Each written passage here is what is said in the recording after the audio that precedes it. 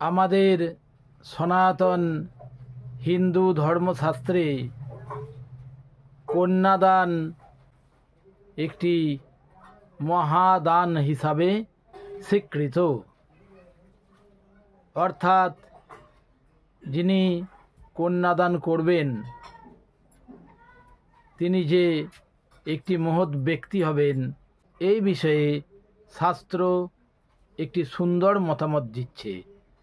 প্রথমেই বলা হচ্ছে, কন্যার সমস্ত শুভ চিন্তক যাহারা রয়েছেন,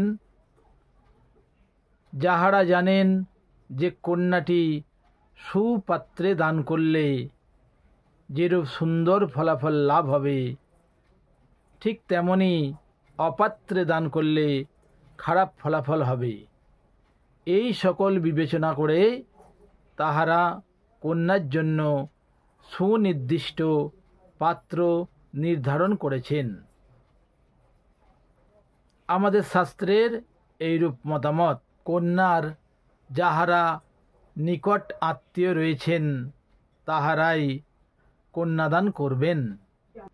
কন্যার পরম আত্মীয় সম্পর্কে কন্যাদানের অধিকারী হিসাবে যাহাদের নাম উল্লেখ হইয়াছে সেইরূপ ব্যক্তিগুলো হলো এইরূপ।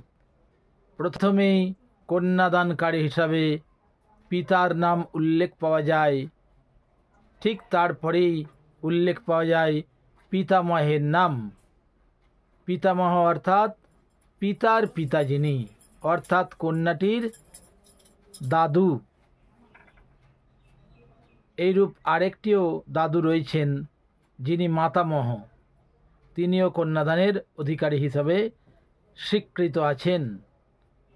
আরও রয়েছেন স্বীকৃত হিসাবে ভ্রাতা, জ্ঞাতি, মাতুল অর্থাৎ মামা, মাতা এবং স্বজাতি বর্গ। এইরূপ কন্যাদানের অধিকারী রয়েছেন। এরপরে আরেকটি বিশেষ তথ্য আছে, সেই তথ্যটি এইরূপ। বলা হচ্ছে, ইহাদের অভাবে কন্যা স্বয়ং নিজেকে দান করতে পারেন। ঋষি যাজ্ঞবল্ক্য তাহার বাক্যে কন্যাদানকারীর নাম উল্লেখ করেছেন।